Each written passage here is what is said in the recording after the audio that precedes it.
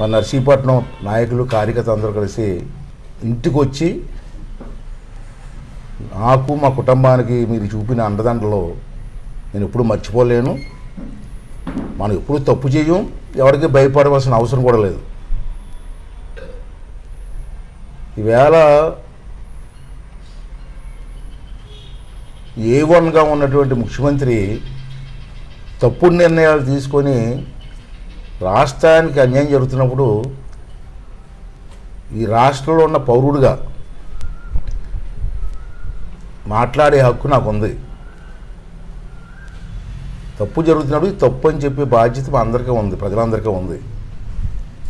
అది రాజ్యాంగం ఇచ్చిన హక్కు మాకు.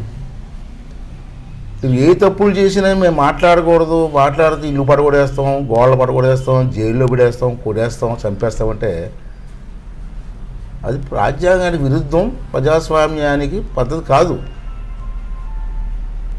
మేము మాట్లాడుతూనే ఉంటాం, నువ్వు సరి చేసుకో. ఈ 3 సంవత్సరాలు చేసిన తప్పులు ఇన్ని కాదు.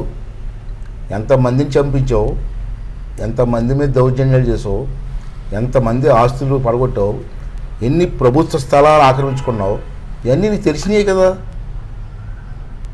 అంచేది వాటిని సరి చేసుకొని మంచి పరిపాలన ఇవ్వడం మానేసి మాట్లాడిన వాళ్ళని అందరి మీద కక్ష సాధింపు చేయడం, బెదిరించడం ఇది పద్ధతి కాదు. సరే, అది పక్కన ఉంచండి. అధికారులు, IAS అధికారులు, IPS అధికారులు, తహసీల్దారులు, RDOలు మీరు బాగా చదువుకున్న వ్యక్తులు. ఈ చదువుకి మీరు చేస్తున్న కార్యక్రమాలకు సంబంధం ఏముందండి?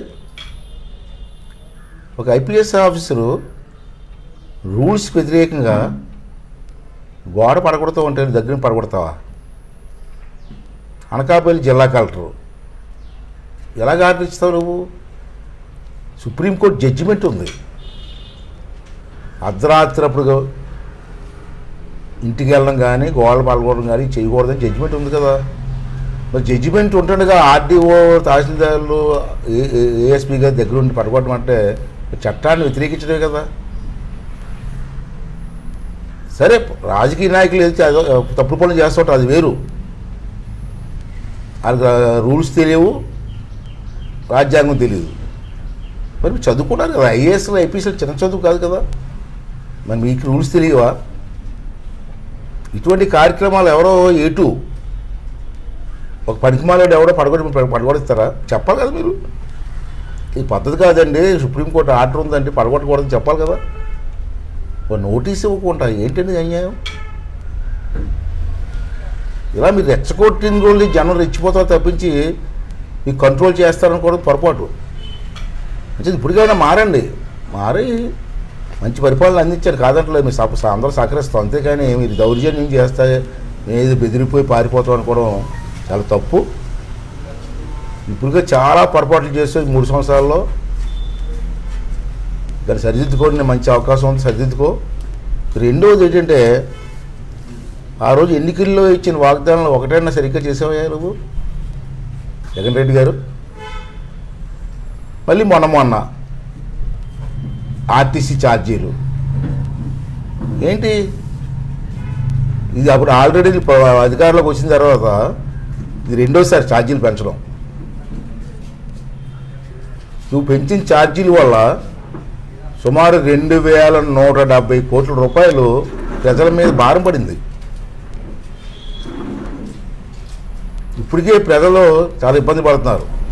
కరెంట్ ఛార్జీలు పెంచావు, డీజిల్ రేట్లు పెంచావు, పెట్రోల్ రేట్లు పెంచావు, నిత్యావసర రేట్లు పెరిగాయి, ఇసుక రేటు పెరిగింది.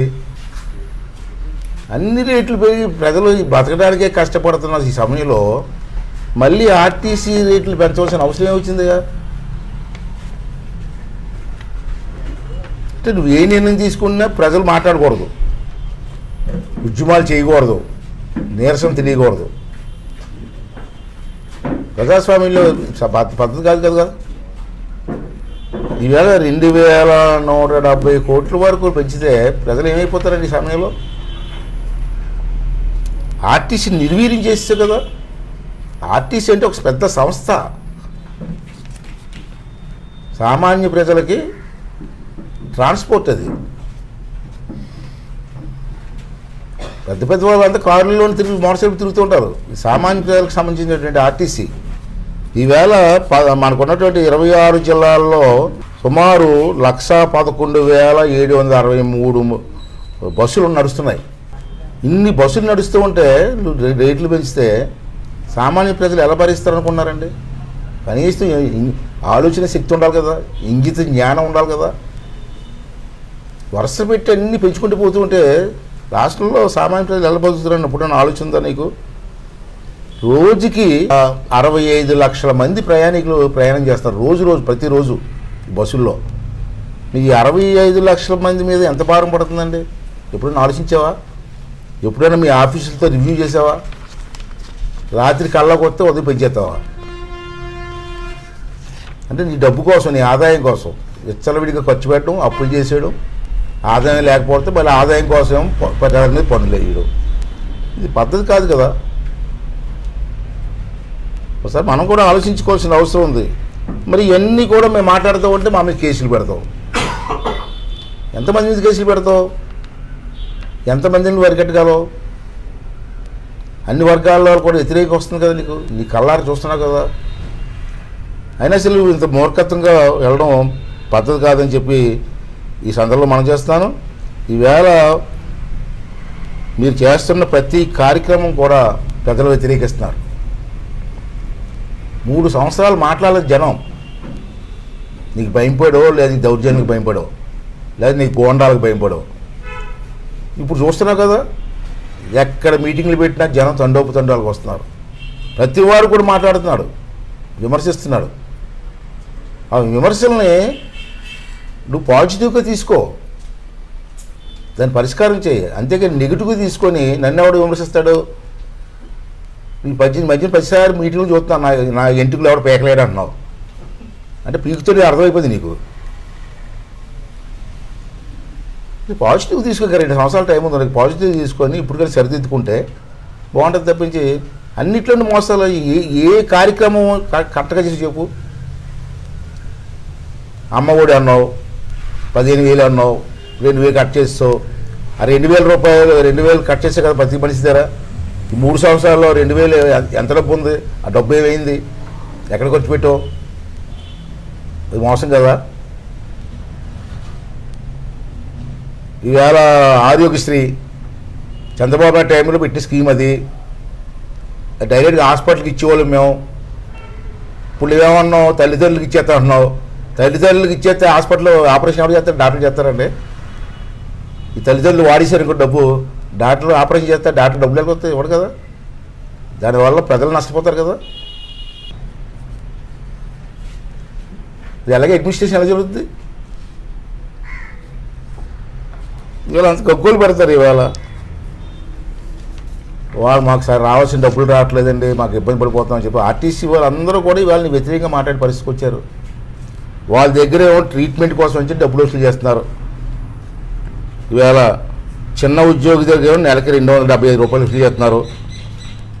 సూపర్వైజర్ దగ్గర 300 రూపాయలు వసూలు చేస్తున్నారు. అధికారుల దగ్గర 400 రూపాయలు వసూలు చేస్తున్నారు. ఎందుకు? ప్రతి నెల వాళ్ళకు ఎవరికైనా ఆరోగ్యం బాగోపోతే ఆ డబ్బుతో ట్రీట్మెంట్ చేయాలి. దానికోసం కదా వసూలు చేస్తున్నారు ఈ డబ్బులు. మరి 3 సంవత్సరాలు బట్టి ఎవరికి ట్రీట్మెంట్ కూడా పైసా ఇవ్వట్లేదు. మరి వసూలు చేసిన డబ్బు అంతా ఏమైపోతుంది? అంతా అవినీతి కదా. ఉద్యోగస్తులకి మన ఫండ్ వాళ్ళకి తెలియకుండా మార్చేస్తావు. పంచాయతీ ప్రెసిడెంట్ ఖాతాలో డబ్బులు మార్చేస్తావు. ఏంటంటే పరిపాలన నాకు అర్థం కాదు. ఇప్పటికైనా మీరు ఆలోచన చేసి ఈ ఆర్టీసీల మీద పెంచినటువంటి ఏ భారం వేశారో దాన్ని తగ్గించి పేదవాళ్ళకి ఊరట కలిగించడం కోసం ప్రయత్నం చేయండి. లేదు నా ఇష్టం చేసుకుంటాను, ప్రభుత్వం నాది అని అనుకుంటే అది మీ కర్మ. పోయే కాలం వచ్చినప్పుడు ఎవరి మాట వినరు. పూర్వం సామెత ఉంది, పోయే కాలం వచ్చినప్పుడు ఎవరు చెప్పిన వినరు. అలాగే నా ఇష్టం అనుకుంటే నీ ఇష్టం. రఘురామరాజు గారి విషయం, ప్రధానమంత్రి గారు భీమవరం వస్తూ ఉంటే లోకల్ ఎంపీ రాకూడదా? ఎందుకు రాకూడదండి? ప్రజాస్వామ్యంలో గెలిచిన వ్యక్తి అతను. ఎందుకు రాకూడదండి? నీకు ఇష్టం లేకపోతే రాకూడదా మీటింగ్కి? అతను ఎంపీ గారు రావడానికి వీలు లేదు. అయినా నిర్ణయం తీసుకోవడం ఏంటండి? అతనికి విఐపి పాస్ కూడా ఇవ్వకుండా చేశారంటే ఎంత దౌర్జన్యమైన పరిపాలన ఈ రాష్ట్రంలో జరుగుతుందండి. ప్రధానమంత్రి గారు కూడా ఆలోచించాలి. ఇంత విచ్చలవిడి దోపిడీ రాష్ట్రంలో జరుగుతూ ఉంటే కేంద్ర ప్రభుత్వం ఇచ్చిన డబ్బులకు కూడా లెక్కలు చూపించకపోతే కాగ్ రిపోర్ట్లో కొన్ని వేల కోట్లు కనపట్లేదని రిపోర్ట్ ఇస్తే దాన్ని ప్రధానమంత్రి గారు ఎందుకు మౌనుకుంటున్నారండి? ఈవేళ మీ ఎంపీ భీమవరం ఎంపీని రాకుండా చేసేటట్టు మీటింగ్కి ప్రధానమంత్రికి కలుగు చేసుకోవాల్సిన అవసరం ఉంది కదా, వాళ్ళకి రక్షణ కల్పించవలసిన అవసరం ఉంది కదా. దానికి లేకపోతే ప్రజాస్వామ్యకి విలువలు ఏమి ఉన్నాయండి? ప్రజానాయకులకు విలువలు ఏమి ఉన్నాయండి? అందరు ఎంపీలకి ఇవ్వవసరం లేదు. లోకల్ ఎంపీ మీరు మీటింగ్ ఎక్కడ పెడుతున్నారో ఆ ప్రాంతానికి ఎంపీ అతను. అంచేది ఇవన్నీ కూడా ఇప్పుడు కానీ సరిదిద్దుకొని ముందుకెళ్ళవలసిన అవసరం ఉంది. దీన్ని సరిదిద్దుకోకపోతే ప్రధానమంత్రి గారు కూడా దీని మీద కలుగు చేసుకోవాల్సినటువంటి అవసరం ఉందని చెప్పి ఈ సందర్భంలో మనం చేస్తున్నాను. ఒకసారి నువ్వు తీసుకున్న నిర్ణయాలు తుగ్గలకటి నిర్ణయాలని మేము అంటున్నాం. ఒకసారి రివ్యూ చేసుకో. నువ్వు తీసుకున్న నిర్ణయాలు మంచి నిర్ణయాలా తుగ్గలకటి నిర్ణయాలు ఒకసారి ఆలోచించి. ఉదాహరణకు ఒక విషయం చెప్తాను. రేపు నుంచి స్కూల్స్ ఓపెనింగ్ ఉన్నాయి మన రాష్ట్రంలో. నువ్వేమన్నావంటే 3వ తరగతి 4వ తరగతి 5వ తరగతి విలీనం చేసేస్తున్నావు అన్నావు. ఒక నిర్ణయం తీసుకున్నావు. రేపు స్కూల్స్ ఓపెనింగు. ఈ 3వ తరగతి 4వ తరగతి 5వ తరగతి ఏ స్కూల్కి వెళ్ళాలో ఇప్పుడు వచ్చే క్లారిటీ లేదు. పిల్లలు ఏ స్కూల్కి వెళ్ళాలా? మరి తొక్కల నిర్ణయం కదా. రేపు స్కూల్స్ ఓపెనింగ్ పెట్టుకొని ఈ రోజు వరకు ఏ స్కూల్కి వెళ్ళాలో పిల్లలు తెలియకపోతే వాళ్ళు ఏ స్కూల్కి వెళ్తారండి? కనీసం వాళ్ళు క్లారిటీ ఇవ్వాలి కదా. మీ డిఈఓలు ఉంటారు కదా, ఇక్కడ ఉన్న ఎడ్యుకేషన్ ఆఫీసర్ ఉన్నారు, ఎడ్యుకేషన్ ఆఫీసర్ ఉన్నారు, వాళ్ళు క్లారిటీ ఇవ్వలేకపోతున్నారు. గవర్నమెంట్ క్లారిటీ ఇవ్వకపోతే పిల్లల భవిష్యత్తు ఏమవుతుందండి? బ్రహ్మాండంగా నడుస్తున్న ఎడ్యుకేషన్ సిస్టమ్ని కొలాప్స్ చేస్తావు ఎలా? ఉన్న సిస్టమ్ని ఇంప్రూవ్ చేస్తాడు ఎవడన్నా? బ్రహ్మాండంగా నడుస్తున్న మీ అందరికీ తెలిసి ఇక్కడ దోపిడీ జరుగుతుందని. మీ పార్టీ అధ్యక్షులు చాలాసార్లు మాట్లాడుతున్నారు, జగన్ రెడ్డి దోపిడీ చేస్తాడని. మరి ప్రధానమంత్రి గారి దృష్టిలో ఎందుకు పెట్టలేకపోతున్నారండి మీరు? ఎందుకు ఈ రాష్ట్రాన్ని బాగు చేయడానికి ప్రయత్నం చేయట్లేదు? ఒకసారి అందరూ కూడా ఆలోచన చేయవలసిన అవసరం ఉందని చెప్పి మనం చేస్తున్నాను. ఎందుకంటే ఈరోజు మాట్లాడుతున్నాను నేను, అల్లూరి సీతారామరాజు గారి 125వ జయంతి. అది అల్లూరి సీతారామరాజు గారు పోరాటం దేని చేశారండి? బ్రిటిష్ వాళ్ళు మన రాష్ట్రాన్ని దూషించుకుంటున్నారు, మన సంపద అంతా పట్టుకుపోతున్నారని కదా బ్రిటిష్ వాళ్ళని తరిమి కొట్టండి చెప్పి ఉద్యమం చేశాడు మహానుభావుడు. ప్రాణాలు కూడా అర్పించాడు. మరి ఆ రోజు బ్రిటిష్ వాళ్ళు దోచుకుంటూ అంటే మనం తిరగబడ్డాం కదా. ఈవేళ మన వాళ్ళు దోషించుకుంటే ఎందుకు మాట్లాడలేకపోతున్నామండి? మన కళ్ళ ముందు ఇంత దోపిడీ జరుగుతూ ఉంటే ఎందుకు మాట్లాడలేకపోతున్నామండి? మరి అదే స్లోగన్ ఈవేళ ఎందుకు మాట్లాడుకోండి మనం? ఈ రాష్ట్రాన్ని ఇంత దోచుకుంటున్నటువంటి దొంగలను తరిమి కొట్టాలి అల్లూరి సీతారామ స్ఫూర్తిగా అని చెప్పి ఎందుకు మాట్లాడకూడదు మనం? అసలు ఆలోచించేయండి. బీజేపీ నాయకులు కూడా ప్రధానమంత్రి దృష్టి తీసుకెళ్ళి రాష్ట్రాన్ని కాపాడాల్సిన బాధ్యత మనకు లేదా? ఈ రాష్ట్రంలో